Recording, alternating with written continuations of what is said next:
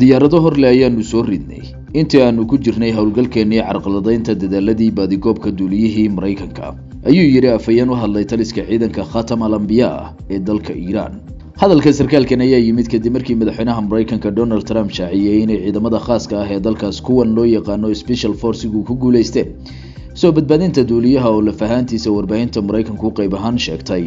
inuu haatan ku sugan yahay xaalad aan sugnayn caafimaad ahaan. Mareykanka oo muddo ku hawlanaa soo badbaadinta ninkan kamid ahaa laba duuliye oo saarnaa diyaaradda Mareykanka ee Iran soo riday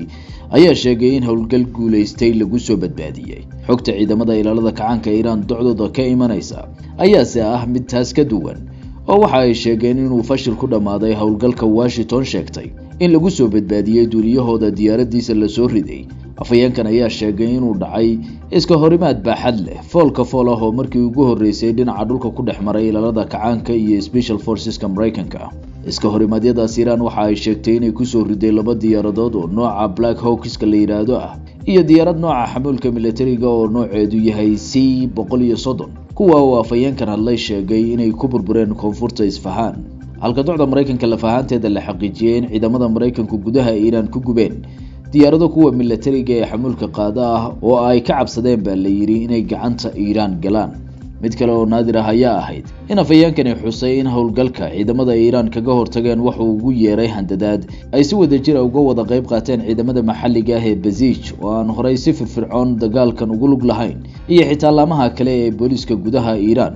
oo afayeenkani sheegay xitaa inay soo rideen diyaaradaha oo qaybtood duqeyn cirka sameynayay. marka laga yimaado qadiyada la xiriirta badbaadinta duuliyaha Mareykanka in ciidamada Mareykanku ku degaan gudaha xadadka Iran waxa ay ka dhignayd isku day cusub oo Mareykanka uu tijaabo uu ugu yaraan tusaale uga qaadan karo qorshaha hadalhayntiisu badatay ee ah in Washington isku dayayso duulaan dhanka dhulka ah oo Jamhuuriyadda Islaamiga ka dhanka haddii ciidamada Iran guul ka joogaan isku daygan sida ay sheegteen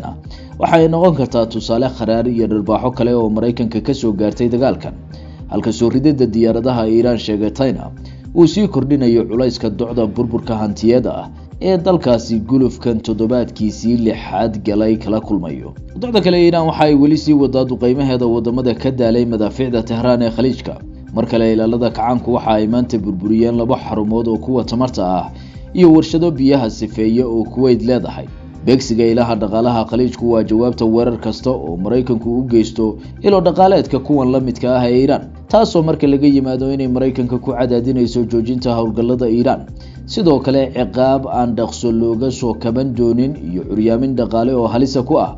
dalalka gacanka Carbeed ee 60meeyadii sano ee la soo dhaafay hodanka ahaa.